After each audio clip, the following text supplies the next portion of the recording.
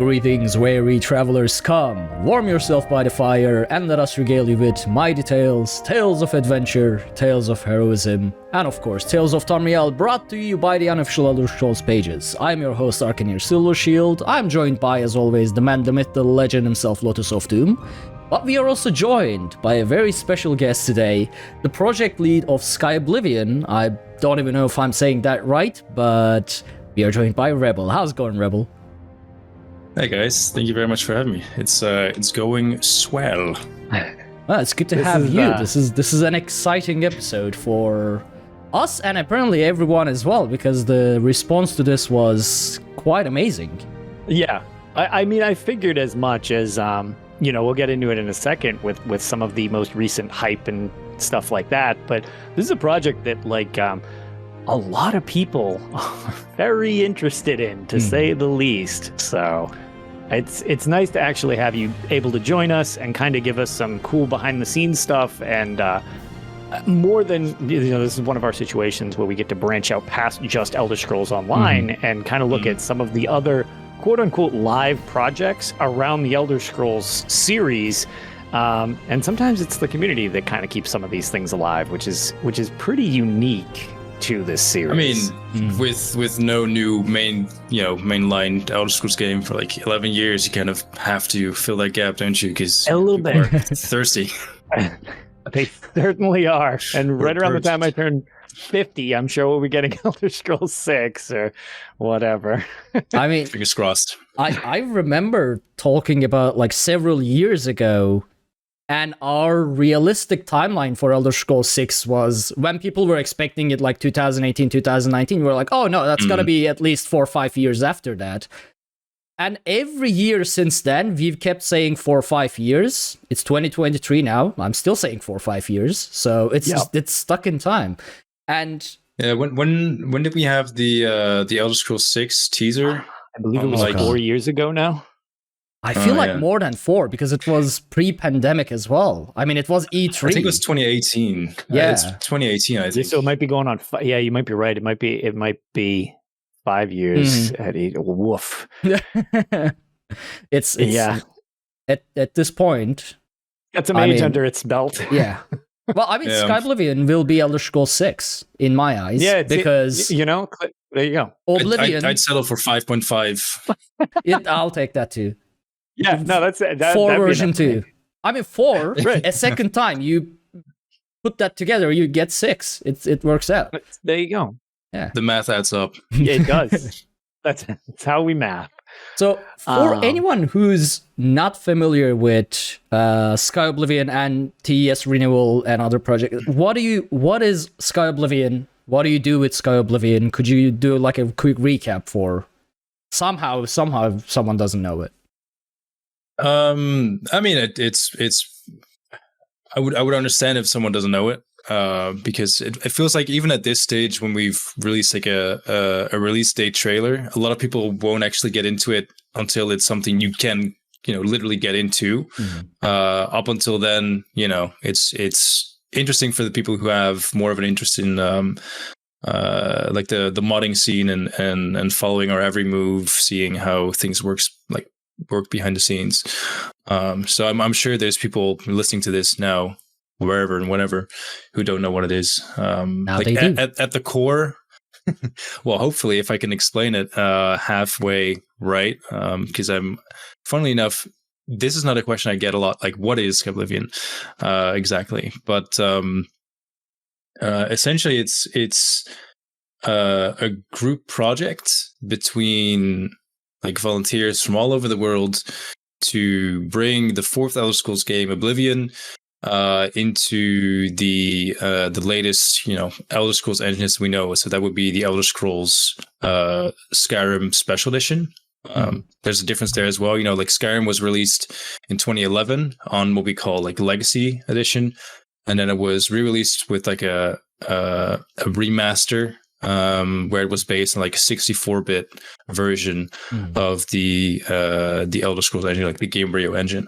So that's like where what we're working on. It's the latest engine in the series, which has like a few extra upgrades, like volumetric lighting, for instance. And the whole premise is basically that we're trying to work together to remake the quests, the world, and basically everything that falls within the Oblivion game. So like think about anything going from like a big house to a really cool recognizable weapon like Umbra or a spoon. Like unfortunately, like if we didn't have to remake all the 3D assets, I'm fairly confident saying that we would have probably had something releasable by now.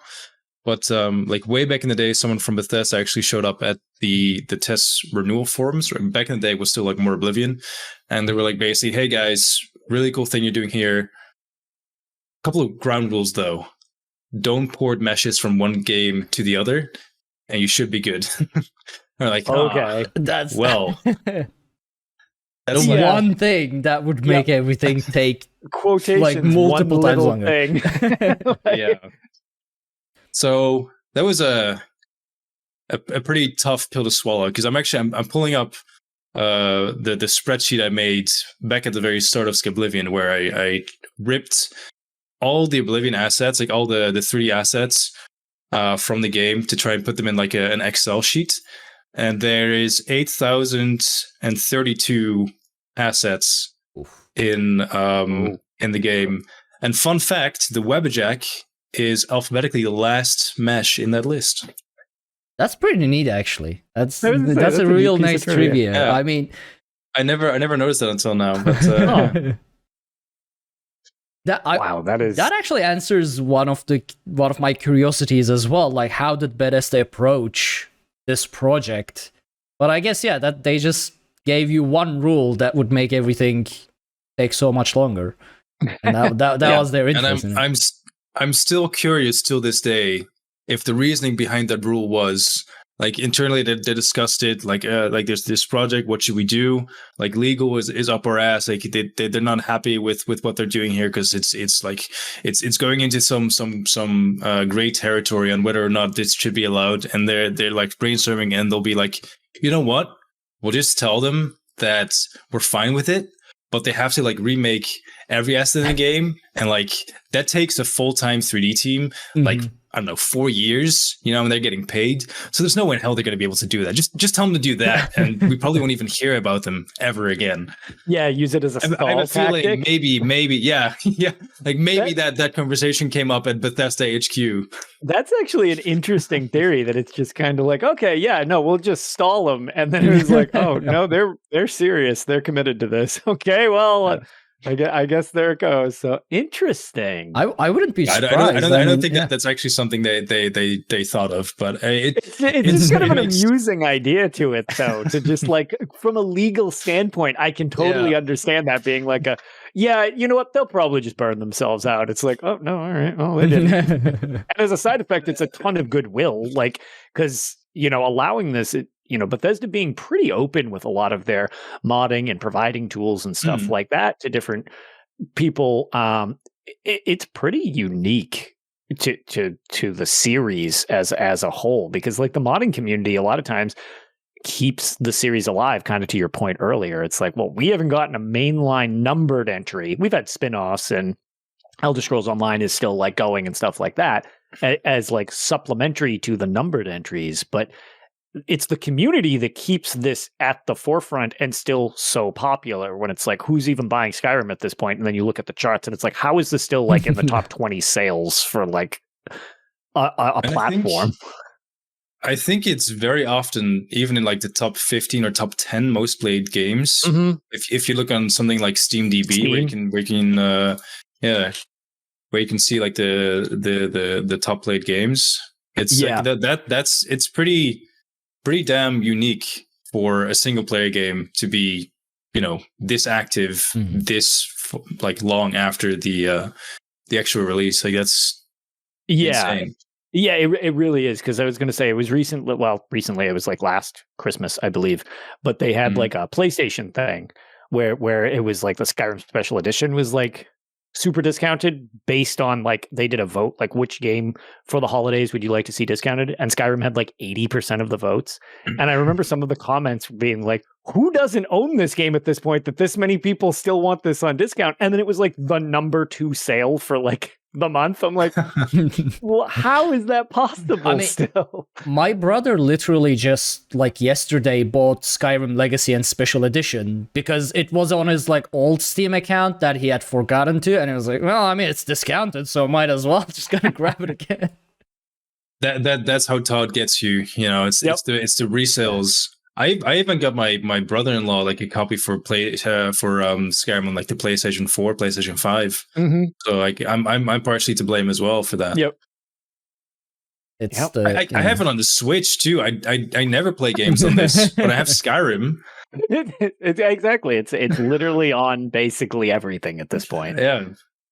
I mean, the Alexa replay value Skyrim. is crazy. The Alexa Skyrim is very entertaining. Oh yeah, I love that they even leaned into the meme.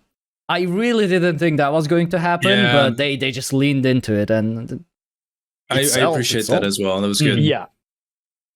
Yeah, they have a good job with a self-referential humor quite a bit, which I always appreciate.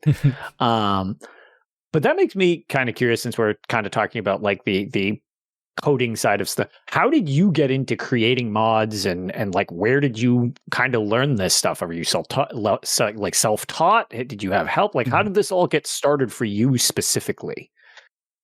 Yeah, unfortunately, there wasn't like a really wise old guy that learned me his tricks. It was very much self-taught. And I guess it starts like anyone. Like first, you find the mods for a game that you enjoy. I was actually before I started doing Skyblivion, and before my channel kind of like and Rebel's Eyes became like a Skyblivion front. I was doing videos on mods for all kinds of games. Like I was covering Far Cry, I was covering Minecraft, and it was like at the time, like I had quite a successful YouTube channel, which I was pretty proud of. Like at that time, you had like the YouTube networks that you could do partnerships with, and I was just like covering all kinds of mods for all kinds of games and making more money than I was like cleaning dishes at like a restaurant, which like to this day.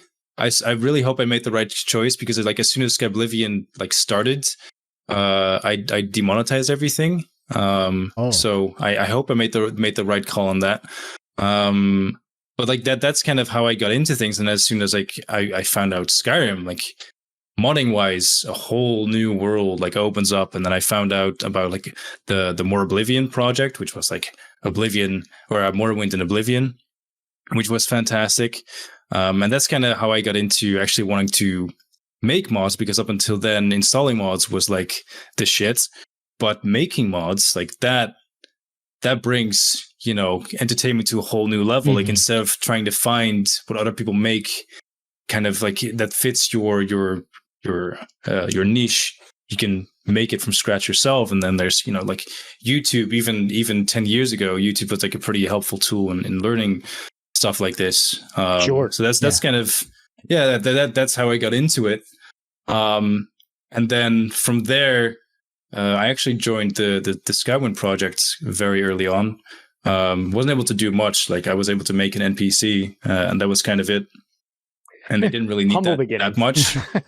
Humble beginnings indeed. I was actually like I was more trying to help them with like social media at first, because they had no one doing that. And putting something on Facebook or Twitter isn't that difficult. So that's kind of how I got into the projects. But then with Skyblivion, basically the lack of Skyblivion got me more into like the actual development side of things. Okay. All right. Interesting. So Skyblivion, was that like already in the talks, or people were considering it but didn't have the resources to allocate to while Skyrim was there? Or was it your personal like project to, okay, I want to do this, the Oblivion version type thing? Like how did Skyblivion came out?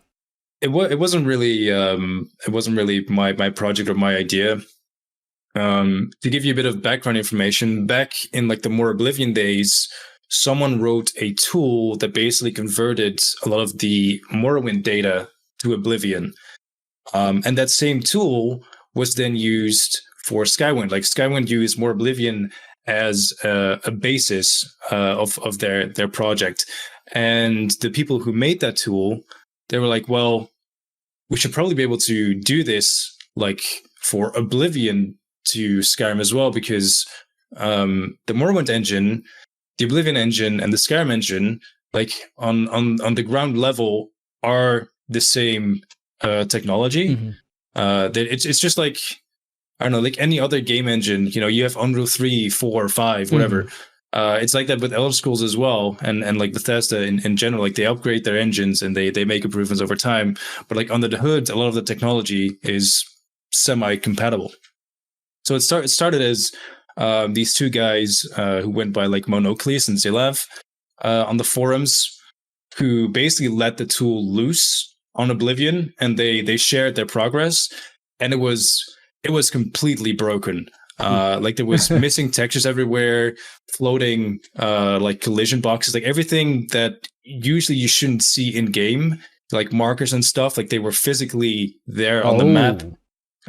So and just everything was broken. The game would crash every 10 seconds. But like the foundation, like it showed that whatever they've been doing kind of worked, and that intrigued me, and intrigued me even more so by the fact that no one seemed intrigued by it. Like no one really showed that much interest into this. Like maybe because at the time, like Oblivion wasn't that old, and the like Skyblivion, what they had shown was completely broken, unplayable. So there's no point in trying to make that work. Maybe was the thought behind it. Yeah, it's like too much of a leap to get from there to a product that was playable type of thing. So it's like, why even bother? Yeah, exactly. And at the chance of like pissing off Mickey D and the Morrowind fandom, I liked Oblivion better. Wow. So being able to work on remaking Oblivion sounded more interesting to me. Well, you're in somewhat good company, as Ark is more of an Oblivion person and I'm more of a Morrowind for me that's person, the best. So The best one is Oblivion. Yeah, argue anyone with it. Morrowind. So I agree. Although I will say that the Dunmer in Morrowind sound better, and I know like the lore reason for it is because like in Morrowind, or I guess like on Vardenfell, like everyone has like the raspy voice because of the ash, and when you're in Cyrodiil, it's like people who have like not grown up around the ashes of Vardenfell. I think that's the lore reason. But like walking up to a dark elf and I'm going, "Hello, how are you?" when you've gotten used to like the "Hello, Outlander." Yeah, that's super raspy. Like that was kind of like, oh, okay. Yeah. Oh, you're much more approachable in Oblivion. Yeah. So I guess you kind of touched on this, but I would be remiss to not like actually bring it up.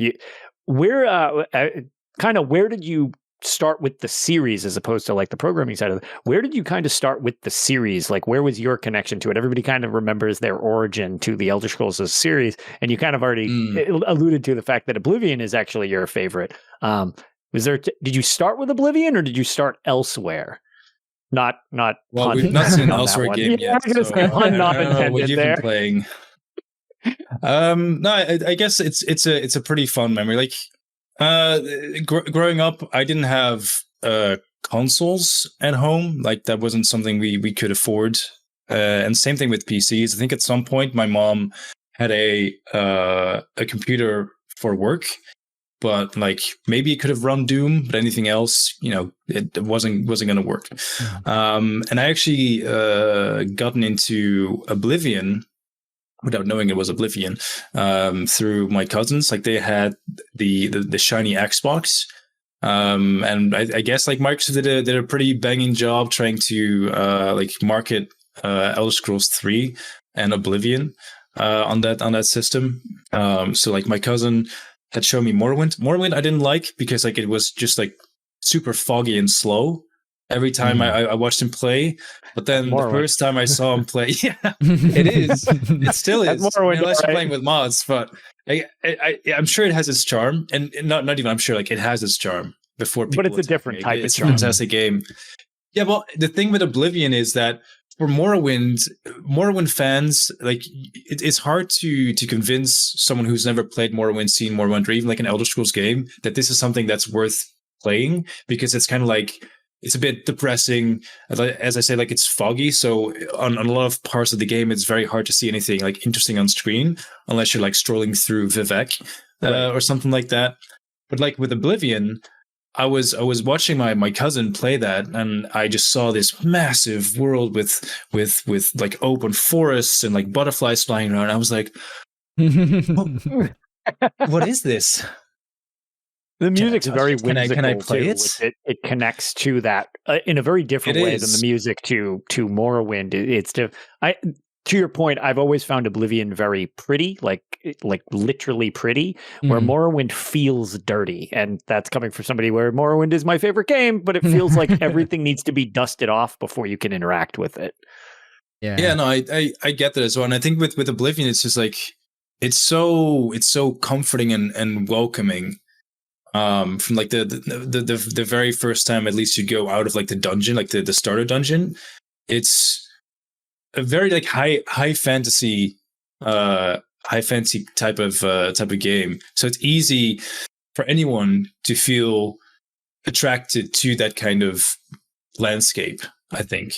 That was pretty much the moment, it's just for me as well for Oblivion. Like the moment I was watching my brother play it at the time, and I had no idea about Elder Scrolls or Oblivion or RPGs in general. And the moment he exited the sewers into that field with the little island and the ruins, that was the moment for me. Like, okay, yeah, whatever this is, I love it, and I will play it, and I will cherish it. And yeah, since then, Oblivion's my favorite. I enjoyed Morrowind too. I can agree in that. I only managed to keep playing Oblivion for like 55 hours. That was my limit. At some point, actually, on the topic of Morrowind, a real quick shout out, because I actually got this in the mail this week, which is the 20th anniversary book from the unofficial Elder Scrolls pages. You may have heard of it. Maybe once or twice. I'm not sure if you guys actually sell this, but it's really fucking cool. Yeah, so the Patreon reward tier. I've got mine right here as well.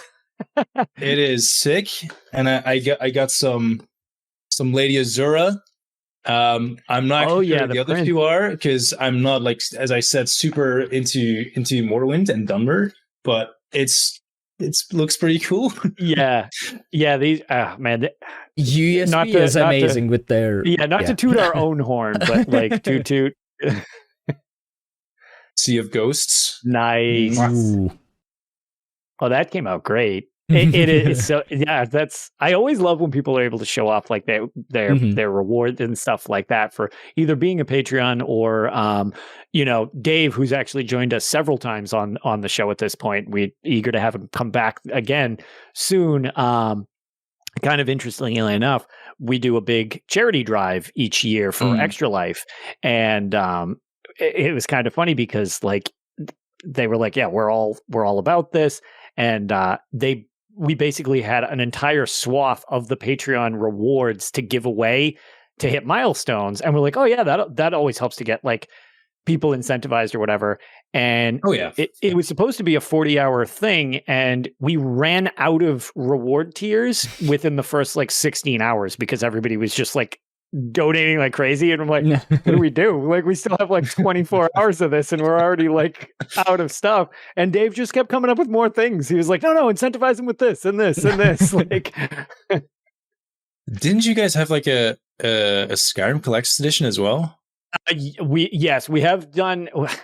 At this point, I was going to say, I think I remember that because I was actively trying to get that because the Skyrim Collector's Edition is something I didn't have the money for at the time, And Oh, like really? Yes, I was going I to say, I I forget what event that was for, but yes, I totally know what you're talking about. Actually, you can just barely see it. Alduin is up on my back shelf. It's way off in the distance, so it's not really in focus. But the I box did to it is notice. actually, and Mm. it's behind me. I found that. That's not a launch day one. I found that at a local store. Somebody traded it in, and it was in mint condition at like a pawn shop near me, and I just happened to walk in. So I'm actually hopefully going to be going to like a large city fairly close to me, like Utrecht. It's like a half-hour drive from where I live, and I found someone who's selling an Alduin statue for like €50, and I really want to get like around $50. That would be. And I'm really that'd be hoping amazing. he would want to give that to me. Actually, like something else I grabbed from behind me is like the UESP, The like, USB 25 coin. year Oh, the anniversary 24. coin. Yeah. Yes. Love that. Yeah, because I've been like for the last 3 or 4 years, I've been getting yearly like care packages from USP, which actually now that I've moved out of my parents' basement means that I can start using the calendar, on the toilet, which is like a prime achievement right there. That's awesome. So, all right, another question for you, going back kind of to like the project at hand. What is the project currently ongoing as you know, like what you're involved with now? What do you have for like a team? Who is involved with all of this? If people are interested, how would people, reach out and possibly be able to help with that if it's something you're still looking for? Like, how would you go about any of that? And what would you say the team itself is like currently running like at this point?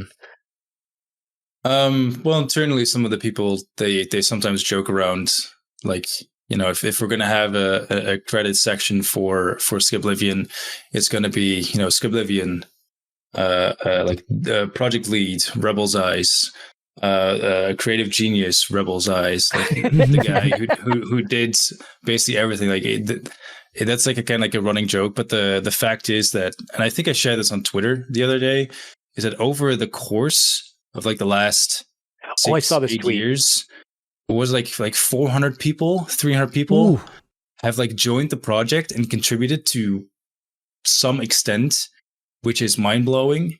Yeah, that's a And, like, literal that- development that's- team. Yeah. Like, that's not like a development team. I would say like that's 50 people, like 400. That's like a proper like studio across 3 different countries. that's what I'm saying. If I'm not Insane. mistaken, I think Fallout 76 had like 411 people technically credited on it. So Yeah, like that's a literal team that works on the games in the main. And that includes all the like marketing departments and whatnot as well. For sure. Like that's Yeah. So like, I mean, that is kind of like what the development team looks like. I think there's maybe a handful of people who I would classify as like OGs, like people who have been there from the start or like for longer than 3 or 4 years. But the reality is that, it's a volunteer project. So people work on it in their free time. That's usually, like when you lose a job or you finish university, or maybe you are still in uni or high school or whatever it is in life. You join a project like this in a time where you can allocate your whatever spare time you have to a hobby like this. And it's unfortunately people that generally can't like keep that up for years and years at a time. Sure. But regardless, like I'm super thrilled to have so many people helping us throughout the years. And like for me as well, when I kind of like kicked off Skyblivion as we know it now, I was kind of like a bit of an outcast. I didn't have anything going on outside of school. Like I didn't have like a party every weekend or like any social stuff going on. So like this for me was a great way to use my time without just like watching the paint dry on the wall every weekend. So like for me, this was a pretty good way to escape that like a bit of like boredom. And I guess in that regard, there's at least a couple of like-minded people. We were kind of like looking around the internet, looking for something to do, and then they find a project like this, and then they're like, oh, hey, well, let's see what that's about. They go to our website. Like at the time, we didn't have a website, but they would go to the forums of like more Oblivion, and they would like say, "Hey, do you need help?" And I'd approach them, and that's kind of how things got started. In the end, we like managed to build a team, like an international team of volunteers who consists out of like actual professional developers, parents, full-time like game nerds, such as a lot of people that follow these projects, and it's really cool. And like on top of that, what's so intriguing about the project like this is we are literally from everywhere. We have people in Iran, we have people in like the US, we have people in Russia, in Ukraine, which especially now is like a very weird concept. Yeah, this is a real idea. Like it is something like this brings people together in a way that the world constantly tries to separate everybody. It does, yeah. And it kind of like proves that like the whole idea of borders, it doesn't exist really outside of the little maps we have hanging on the wall. And there's people from everywhere. And that's one of the things I love so much about the project, is just that we're all these different kinds of people, like from different kinds of cultures, and yet we come together and work on something that's so like pure in a way, and like pretty damn selfless. And it's I don't know, it feels like very special because we all have jobs, like we go to work and you do something to get something back. I do work to get paid, and here you do the work because you believe, I don't know, for a lot of different reasons, I guess. Like motivation is different for everyone, but like for me, I really believe that we can have like a really cool impact on like the gaming scene as a whole with something that's done out of love. And for other people, it might be like really good like work for your portfolio, which it is, and that's totally fair too. Other people, they're just like kind of bored and they've been making mods on their own. They want to do it together with a group of people. Like I've made a lot of good friends through the project. Like the friendships I've built with Skyblivion. For instance, when Lotus, you and I met in Boston, I would have never gone to Boston. There was a gaming convention there, and I could meet some people that I've been talking to like online for years, face to face. Right. I got like the cheapest airplane ticket.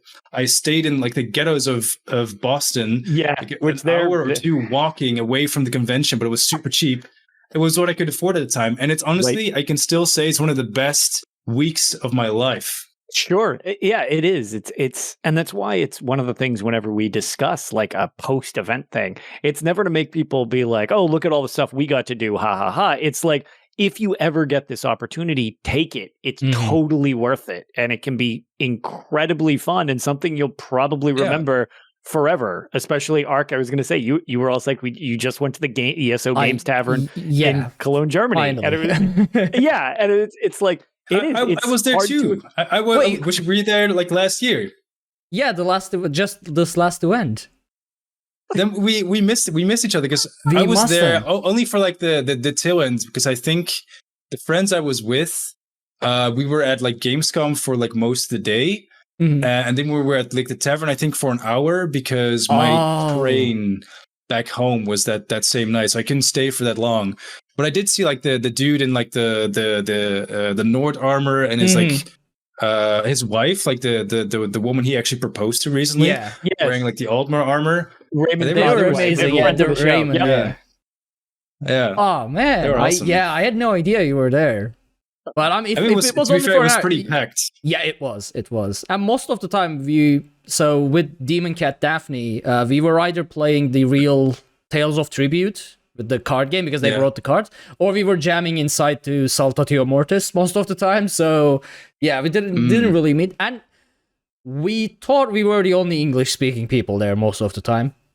Some other people were there as well, but initially it was just, I mean, obviously majority of the people there were from Germany, and yeah, when we found out that like I was there and Demon Cat Daphne were there and we were both speaking English and not German at all, we just started hanging out and sort of, I guess, isolated from the rest of the event. But yeah, to your point, like it's the events.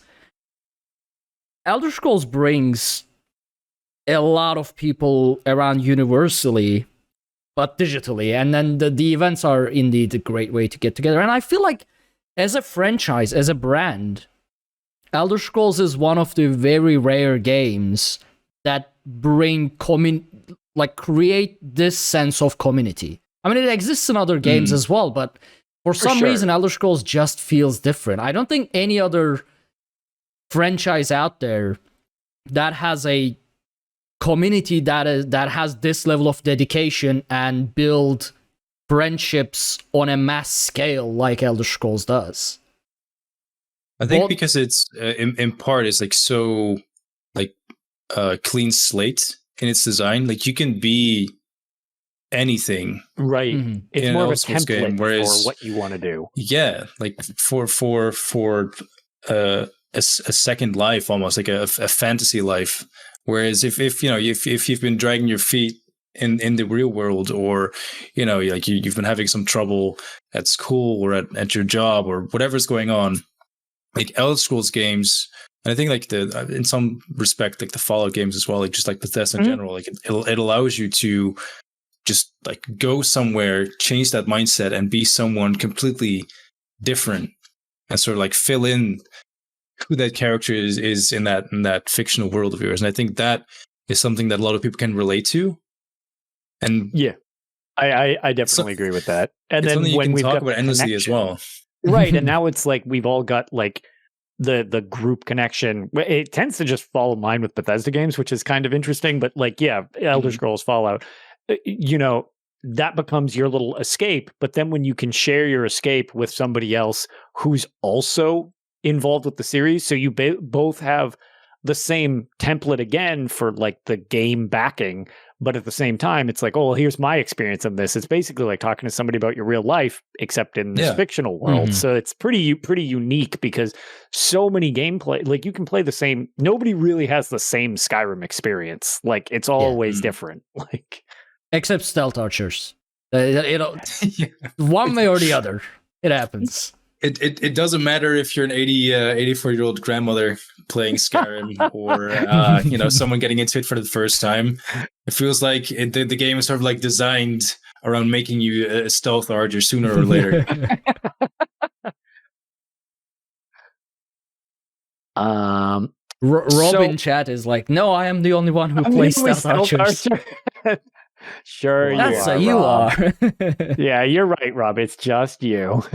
So one of the things you had mentioned was the fact that you know you had the not wanting to have the art kind of switch, the art mesh go from game to game. Have there been any other like major holdups that you can think of, or you know challenges you've needed to overcome with this project? Be they Bethesda imposed or just like, oh, we did not account for this, because you said you've kind of gotten your experience by doing this. So even as we got ready to record this show, technical issues abound all the time when you're dealing with technology. So like, has there been anything major that you hadn't accounted for when getting started here that you've run into, conquered, still working on over the years?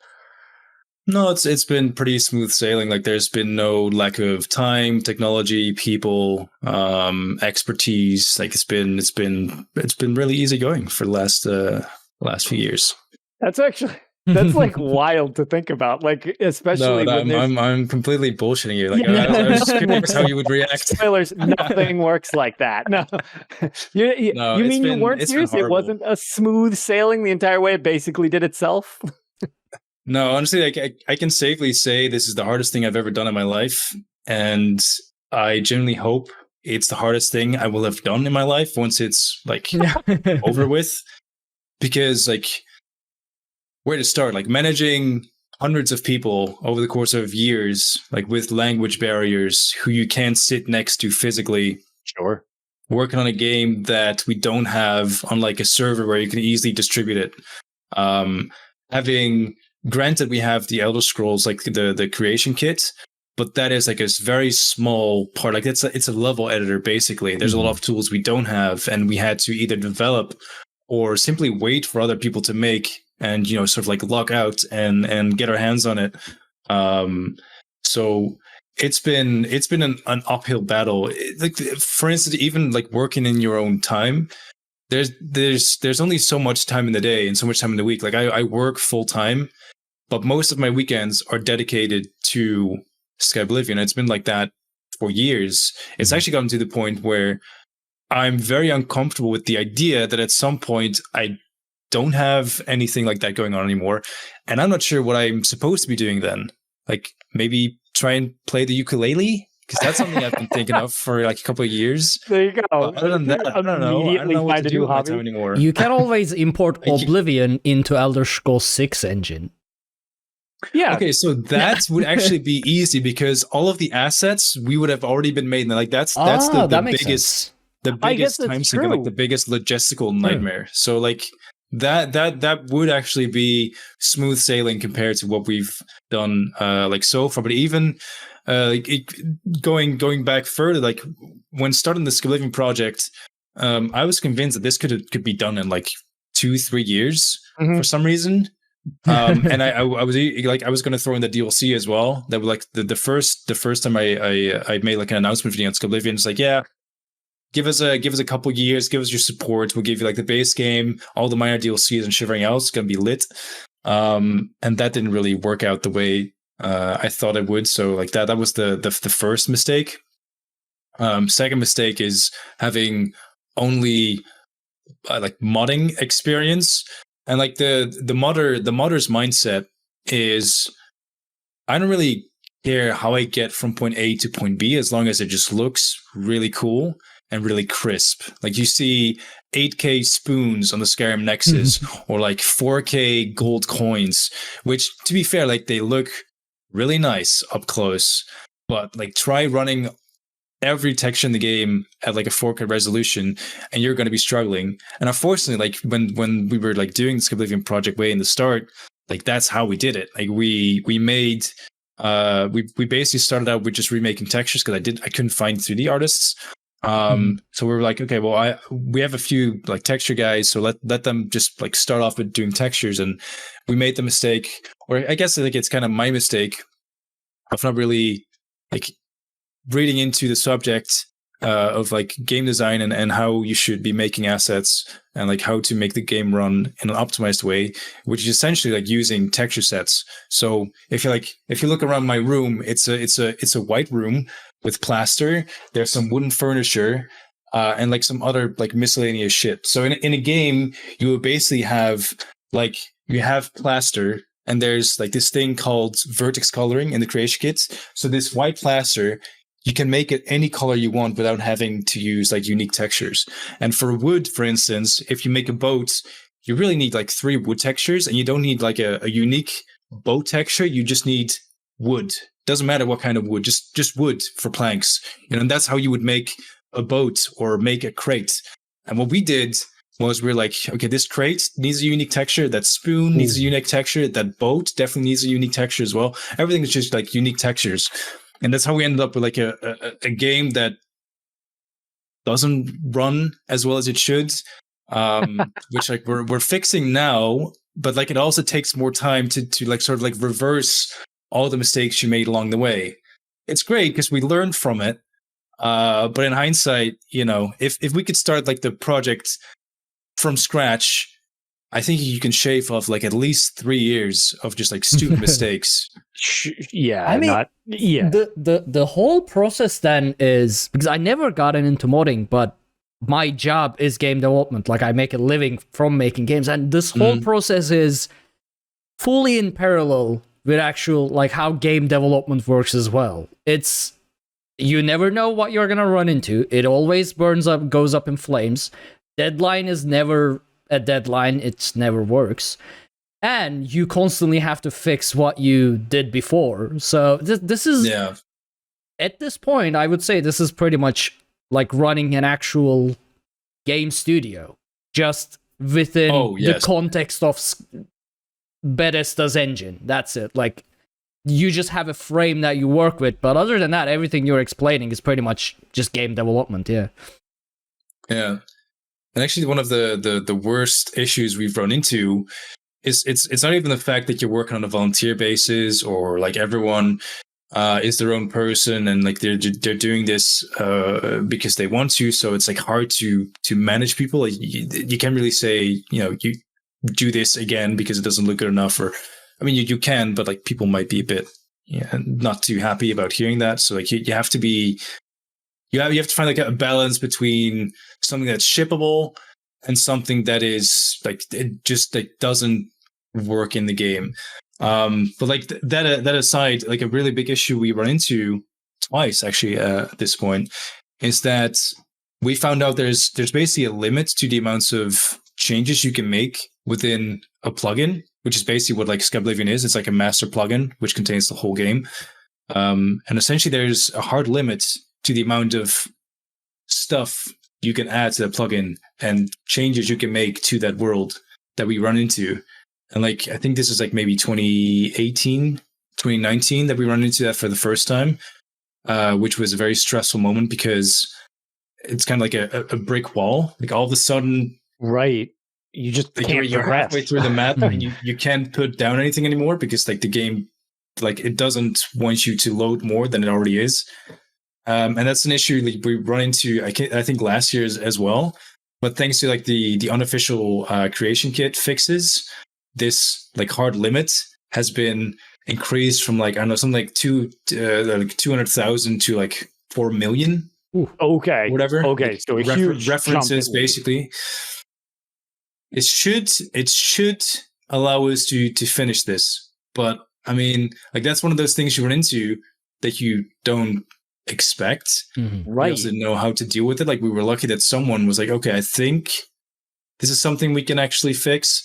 One of the fixes we had is like originally we used when you're working with the Skyblivion plugin, the Skyblivion game file, you would load all of Skyrim, then you would load Skyblivion. Like that's like the second file basically in the list.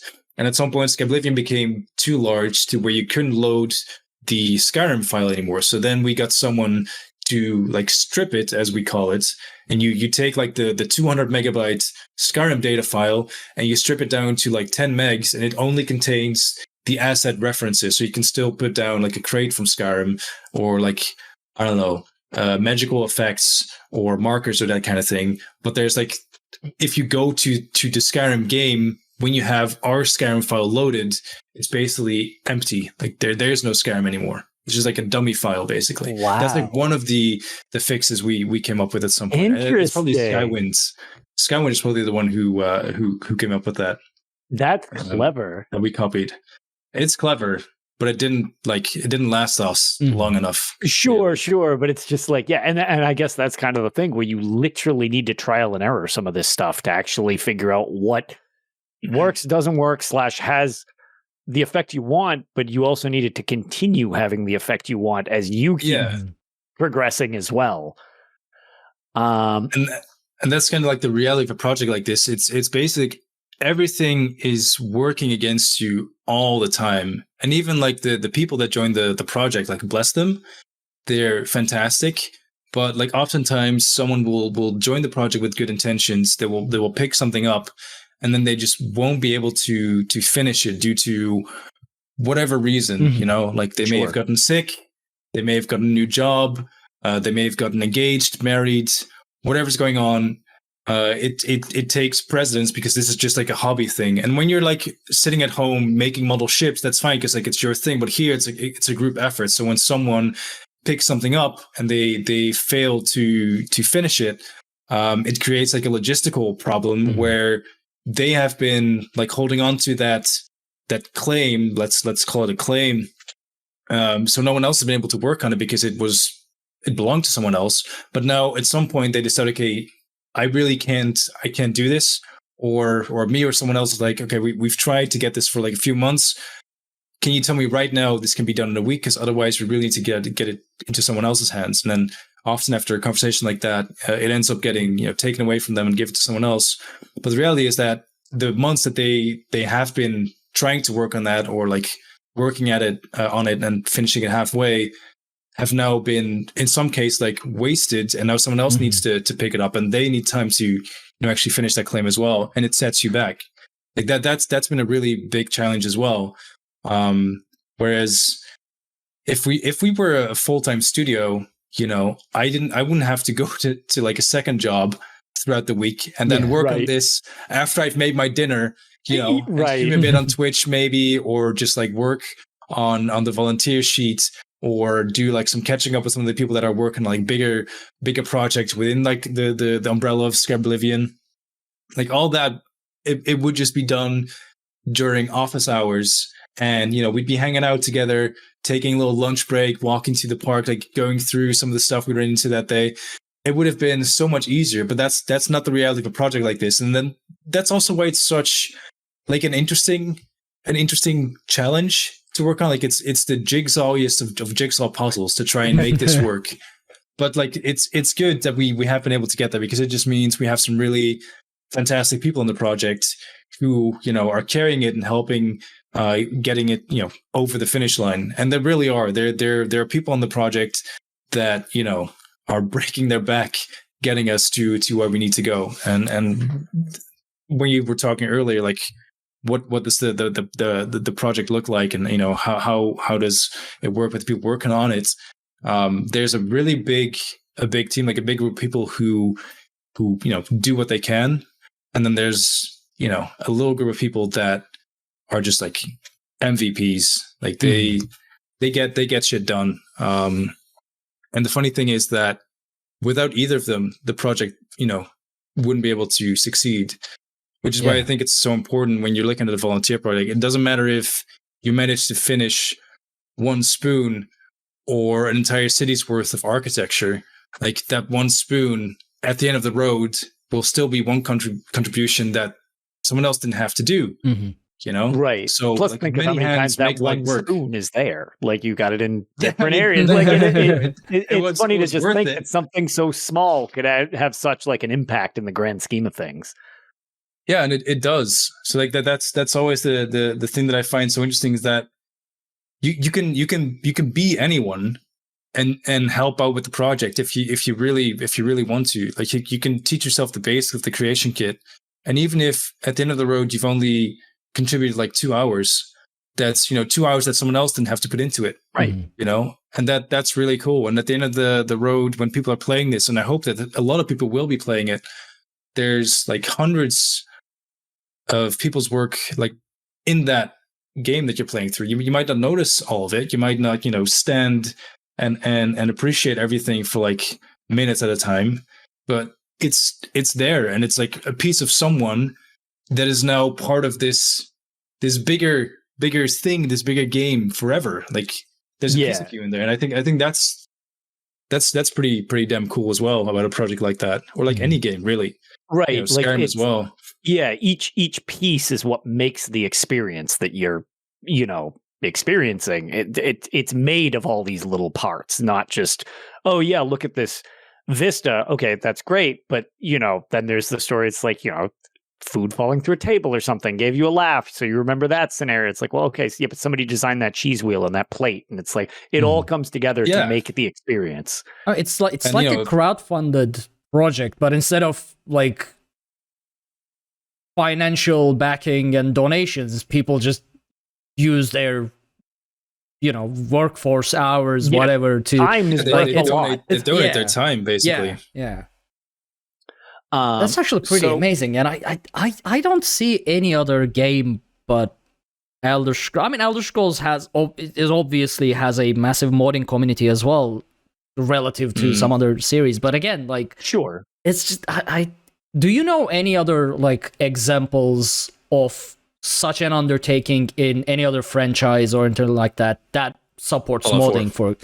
Yeah. Well, yeah. I should have said Bethesda General rather than ironically enough, same company. It's weird. Yeah. It's almost like this company kind of like breeds this atmosphere. It's weird. I mean, the Half-Life franchise, like Half-Life 2, has a lot of mods. Half-Life 1 had a decent amount of mods. Like Half-Life 1 is what basically gave birth to Counter-Strike, for instance. I was about to say Counter-Strike technically is a community mod project that became kind of embraced by the devs. So yeah, it is, and it's like it's sometimes like it's weird to think that these things are, I don't know, not even officially the thought process when they kicked off, and it became this whole thing that just becomes ingrained with it. It's like, oh yeah, no, that's totally just part of the thing. When Morrowind came with that little extra creation disc, I remember when I looked at it, I was like, the hell is this? Because I was like, oh, I don't know how to make anything. I was like, I just want to steal people's stuff and do skooma. That's fine. Like,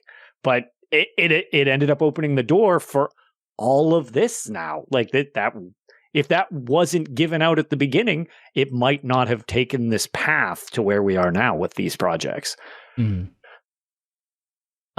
So this is actually a community thing, but I feel like it really ties into exactly what you're saying.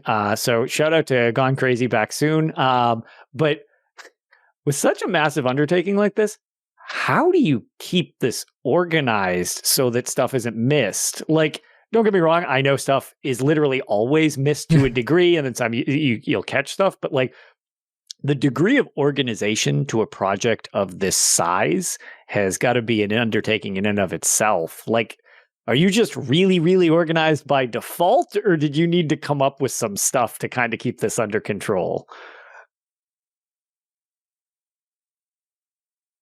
Oh, you seem to be muted.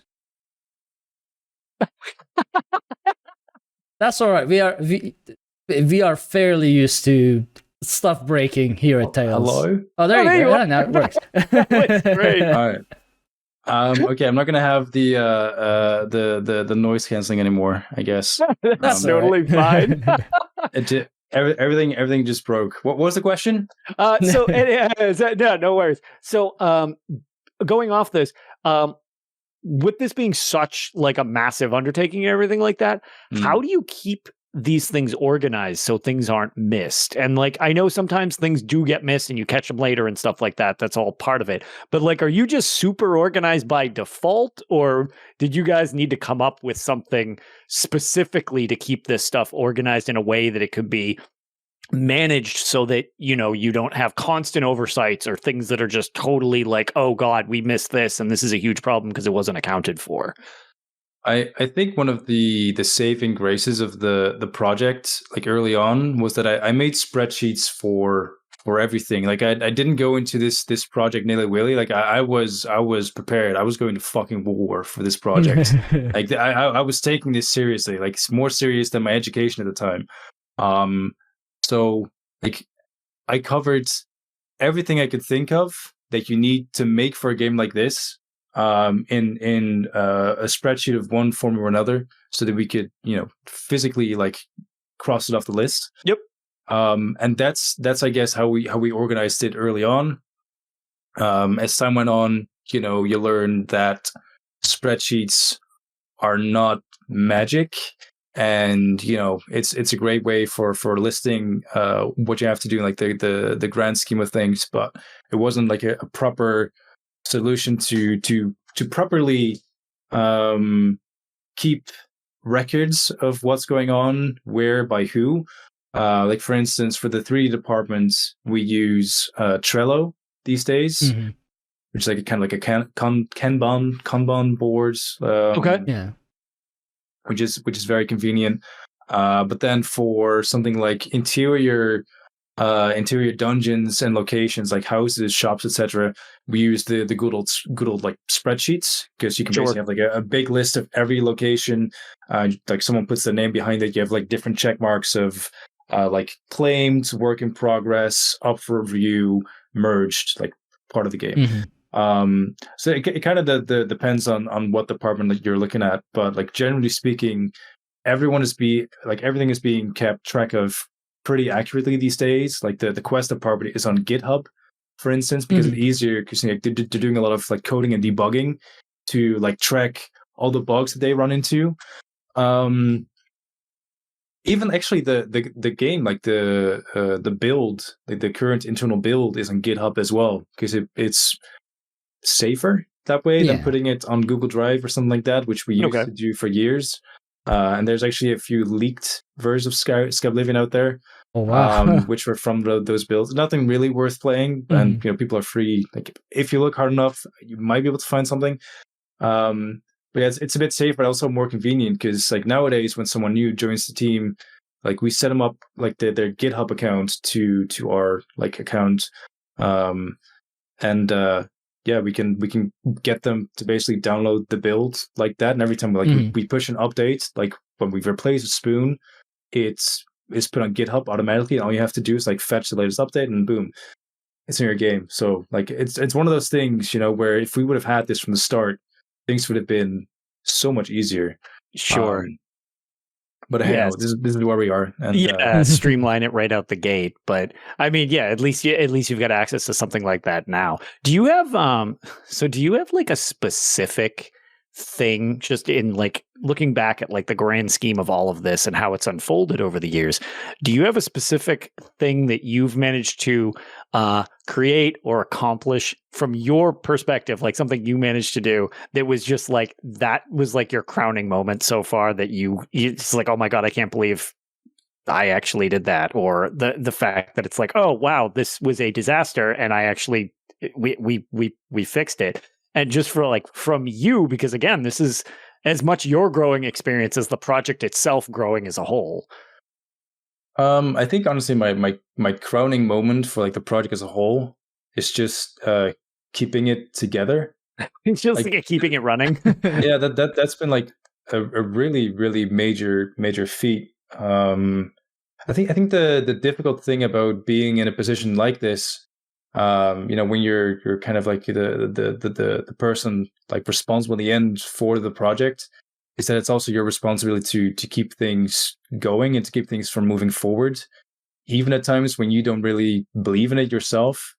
Sure. I think it was like Jonah Loeb, like one of the people who worked at like Bethesda Game Studios. So yeah, he was an artist. Fallout 4, yeah, Fallout 4, Fallout 3, I think Skyrim obviously as well. I don't have it near me, but I actually won a thing from him, and he did a custom signed piece of artwork for me that I actually. Cool. No, I love his art. So like I actually I know exactly what you're talking about. Seems like just all around a fantastic person. So he had this image on Twitter at some point, which is basically like the life cycle of a project. And you know, at first when you start the project, you know, you're really really excited for it. Things are going well. You get the teams together. You have like your first breakthroughs, and you kind of like hit the ceiling, and then you have like the first technical difficulties. It's taking longer than you expected. The game is getting bigger and bigger, and like it's very unoptimized. Shit starts going wrong. Someone like has like a falling out in the team. There's like a big fight. People leave, and then you know you fix like an issue you've been running into for like the last few years, and like it starts to look like this might actually go somewhere. Then like a few new people join the project who are able to, you know, get a lot of work done. You have like some dude who offers to make videos, and like you make a trailer that does really well. More volunteers pour in, and all of a sudden like you're on like this slow upward trend where you can see the release somewhere in the near future. And I think that's like the crowning moment, so to speak, is like to even when I didn't always believe in it myself, because like honestly the project has been through some shit. Like there have been at least like 3 key moments where that could have been it. Like that it could have been done and dusted right then and there. So I'm pretty proud that we've been able to keep people together. I've been able to like you know, put on my poker face at times and say everything is okay. We're gonna get out of this. We'll figure it out. And have apparently like the trust of people to the extent where, you know, they would keep rallying behind the project every time we run into some issues. So like I'm very very grateful to have the people that we do on the team, and the people that we did in the past. Because yeah, without, you know, everyone, doesn't matter if it's like 6 years ago or the people that are here now, helping out the way they have, that's kind of like the only way we could have arrived to the state where we are now. Sure. So that's kind of, I guess, like the crowning jewel. And hopefully as well, you know, most of those people will, like, that are here now will be there at the very end, which will be like a bittersweet moment, I guess. Like, it'll probably be pretty surreal once it's actually like out in the wild too, I would imagine. Yeah, I think it'll be pretty insane to be able to like actually give people the opportunity to get into the game and play it yourself, and to an extent like finish this chapter. Because I know that the interesting thing is that, you know, like your life is basically a bunch of choices that lead you down a certain, you know, route, and there's usually no real way to go back and like re-roll and, you know, see if the other choice would have like worked out for the better. Mhm. Like at some point I got really obsessed with Skyblivion. Working in the gaming industry was something that I didn't see as a possibility for me, because I didn't have the education. There was no education near me that would allow me to do that. And like Skyblivion was kind of like the dream where I could make working on a game reality to some extent. Okay. I've been able to do that for a couple years, and it's been like a lot of fun. But at the same time, you know, like people that I was in high school with, they focused on, you know, like proper education and proper careers. So it was sometimes difficult to see, I don't know, like people getting married or buying a house or moving out, and you still, you know, being upstairs at your parents' house working on this little project of yours. Right. It's like, did I do this wrong, or did I not do this wrong? But I mean, funny enough, it got to me to where I am now, and I actually I got a job in the gaming industry because of it, or at least partially because of it, because it made me realize like, okay, this is something I actually like to do for real. And then I started following like an education that it focused a bit on project management, because I was like, I've been doing project management basically for the last few years. And like I must have some sort of a knack for it, because it's still going relatively well. So I might as well follow on education that sort of evolves around you know, like working on larger scale projects and how to manage that. And then from there, you know, I did an internship at Activision once, and sort of that was kind of like my foot in the door, like within the gaming industry, so to speak, which is where I work now. And, you know, I'm not living with my parents anymore, so like at least I got that going for me now. So it's pretty good. Well, that's just it. When you know, the hardest part of a lot of these things is just kind of like being committed to like, okay, well, I guess I'm going to do this. And you don't really get a definitive like, okay, well, I don't know this is going to work, but if I don't ever start it, I guess I'll never know if it's going to work. So, yeah.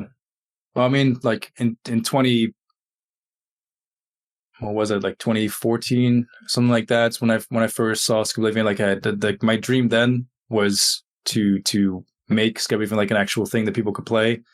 And now that I'm like a lot older than I was when I started it, you know, you start having new dreams. Right. Like I've been dreaming of being able to buy a small house and have like because I have another hobby actually. One is working on Skyblivion and working on mods, but I also keep like honeybees as a hobby.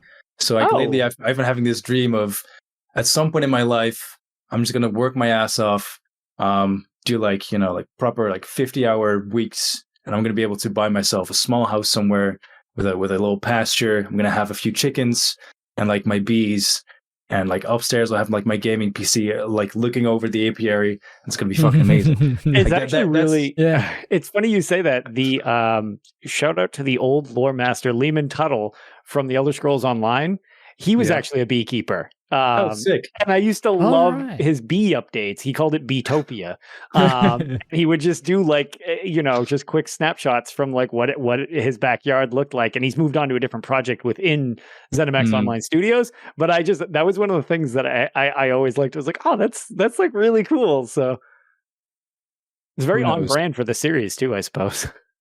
Maybe at some point in the far future, like mods will be behind me, and I'll be, you know, like working in my little apiary, doing my thing there. I don't think so though. Like I'm gonna be here for the long run. I'm curious though. Like after Skyblivion is out, I might want to do like the DLC. Yeah. If I can, if I still have that kind of energy for it. Right. If not, I'm just gonna like hand over the project to whoever's left, and, you know, bless them. And, and go good about luck. your own. Sure. Go about your own thing. But either way, like Elder Scrolls has had such a massive impact. I mean, you can probably tell about all the Elder Scrolls shit in the background. Yeah, no kidding. I was going to say, you look at if you're watching the video version of this, literally the three of our backdrops are like the nerdiest shit imaginable. Yeah, I don't have a personality anymore these days. I'm just like the guy who probably likes scaring a bit too much. Elder Scrolls in general. So that's a lot of us, though. I was going to say that's shockingly on brand. That's why I'm saying, like, I don't want to have to reinvent myself, and I don't want to have to sell that stuff or like redesign my gaming room with anything other than this stuff, because that'll be expensive as well. So I might as well just stick with it. Yeah, find maybe a bit more like a hobby that doesn't take up as much time as it does, because this has been just like filling up every minute of free time for like the last few years, and it's kind of to like an unhealthy amount. Like today as well, I'm super thrilled to be here. I've never been on a podcast before, but it's also, like this is my weekend. Earlier today, I was working on Skyblivion. Now I'm doing the podcast. I'm actually a little bit sick, and I have to work tomorrow morning, like really early as well. So like that's been my weekend gone. So maybe it's not that bad at some point to like stop doing that stuff and get a little on, balance. Like playing games, or like keep making mods, but make small mods, right? Yeah, throw them on Nexus, throw them on Bethesda.net, but like keep it a little bit more like bite-sized. Not like hey, let's do another remake of like right. So anyways, about Daggerfall being in Skyrim. That's actually called Skygerfall, and it is made by the quest lead from Skyblivion, like the guy who leads the questing department. He made that mod. That is really cool, because I was going to say, I've actually been doing playthroughs of the classics, and the current one I'm on is Daggerfall, and I'm using the Unity version for stability purposes, because I'm fine with like the old style graphics and stuff like that. Yeah. But the farther back you go, things are definitely not as stable, because you've got some pretty huge jumps in technology, and a lot of people suggested they're like, use the Unity version. Yes, it's going to look a little different, but they were like, it accounts for some of the procedural generations. So your quest item won't be in a wall, and then your game is over because you can't actually win anymore. It's like, okay, that's kind of what I would like. I would like to be able to actually go through and complete it. So that's actually really awesome. So maybe I should start doing a podcast as well. Right? Hey, you're welcome to come back and join us. Yeah. This has been great. Ark, did you have anything else specifically you wanted to throw out before we kind of conclude? Not really, but like all of this just reminds me of there's a quote from Todd Howard. I think it was during one of the like either 2011 2012 keynotes that he gave. And he says something along the lines of like, create something great and you will find success. Like make the player proud that they play your game, make yourself proud that you made the game. And I remember this. Yeah. It's one of my favorite quotes in gaming, and the fact that Skyblivion and the other TS Renewal projects exists is, to me, it shows that that quote is right. I mean, that's like the embodiment of that quote. Yeah, that there's so many TES renewal projects happening. There's a lot of people who love this stuff. I mean, that's the point. You made something great that both your players and yourself can be proud of, and they expand upon it, and it's one of a kind. Yeah, no, I definitely agree with that. And fingers crossed that when it comes out, everyone who's worked on it will get the credits that they deserve. Because again, like the amount of people that have worked on the project over the years is insane. And with the latest trailer doing so well, we've had like a lot of new people during the project as well. So I'm very much looking forward to 2025.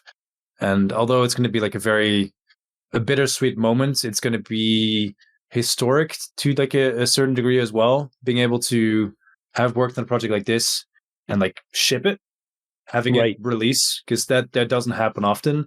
Like a lot of the comments you'll see online, even on like our own Skyblivion social media, is that, you know, like people basically look at like, when was the last time a big project like this came out?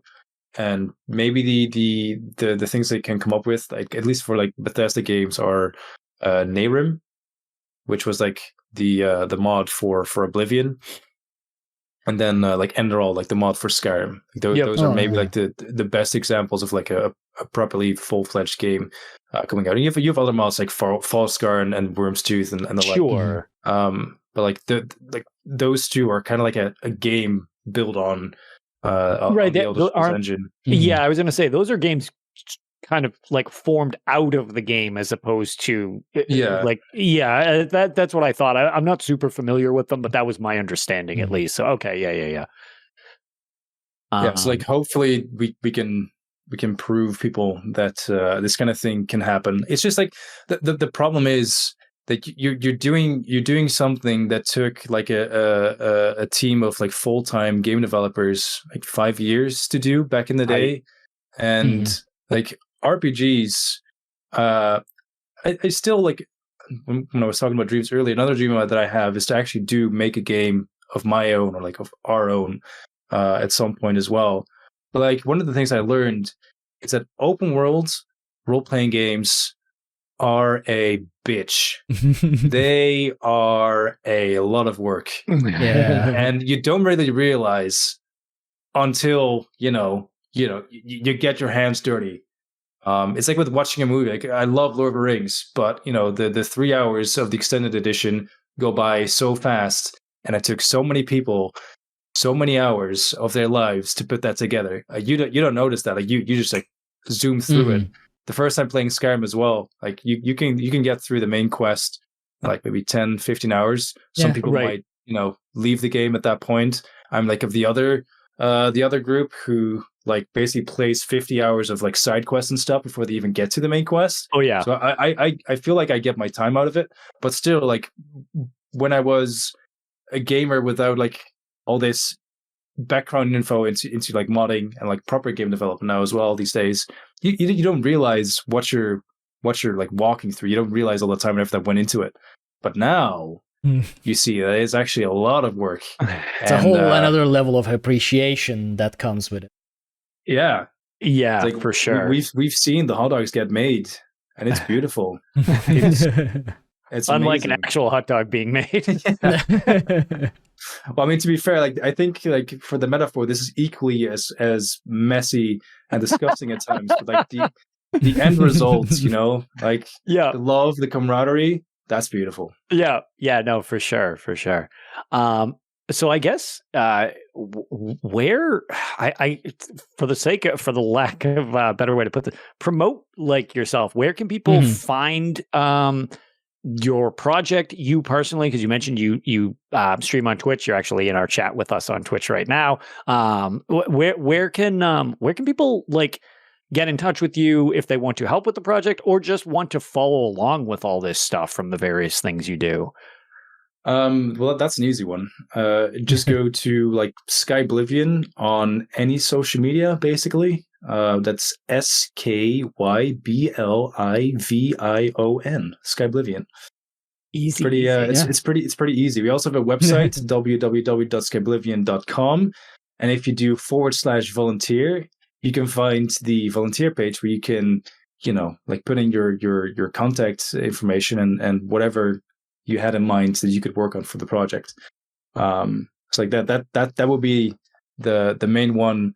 And should you think I'm interesting enough to follow, it's Rebel's Eyes, which I guess I should spell out as well, because you spell it probably. I'm not gonna lie. When we were originally typing it, I definitely messed it up like once or twice when I was trying to put it in. I was like, whoops. So.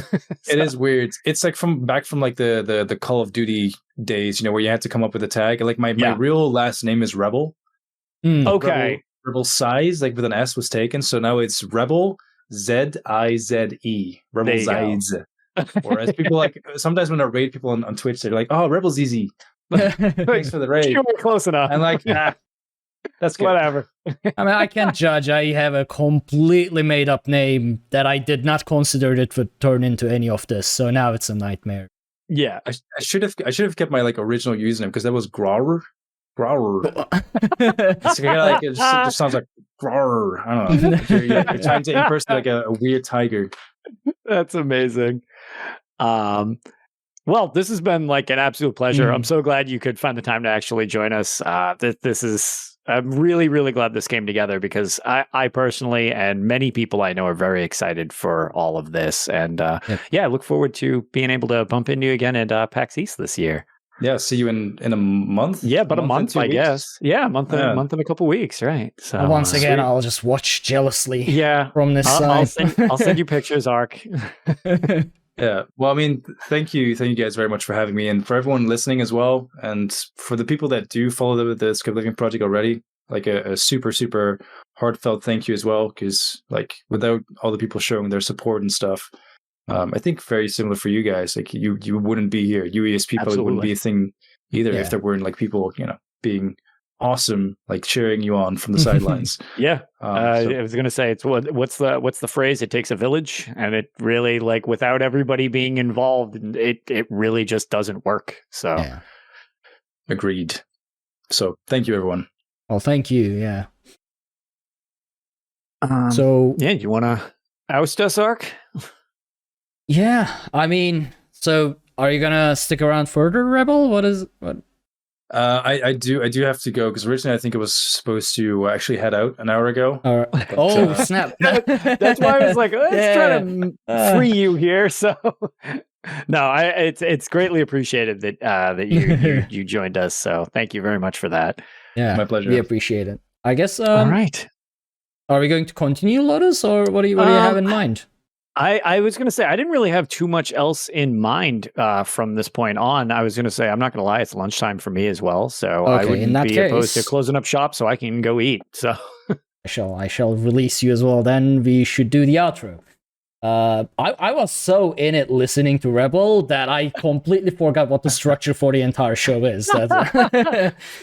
There's like in my mind, in the background, I was considering whether if I had time to squeeze volunteering for Skyblivion as well into my life. So yeah, that's sort of anyway. So since everybody has to go, we're gonna try to speed run the outro as well. We're gonna skip Lotus and me in terms of where you can find us and go directly for the show. You can follow everything we do over at talesoftamrielpodcast.com. There you can find links to all of our social media and content. Be sure to check out our Patreon at patreon.com/UESP if you want to help support the show and earn awesome Elder Scrolls themed rewards in the process.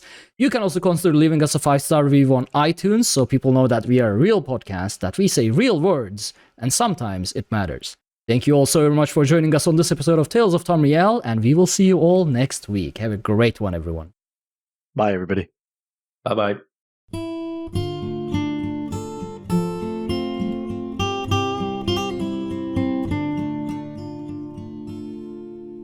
When Akatosh slew Lorcan, he ripped his heart right out. He hurled it across Tamriel, and the heart was heard to shout, red diamond, the heart and soul of men. Red diamond, protect us till the end. The laughing heart sprayed blood afar, a gout on Seer it fell, and like a dart shot to its mark down in an alien well. Magicka fused the Lorcan blood to crystal red and strong. Then wild elves cut and polished it down to Chimel at a ball. Red diamond, the heart and soul of men. Red diamond, protect us till the end. When elves lost Nirn to men, Akatosh gave the stone to Saint Alesh in token of her right to sit the throne. Red diamond, the heart and soul of men. Red diamond, protect us till the end. Red diamond, protect us till the end.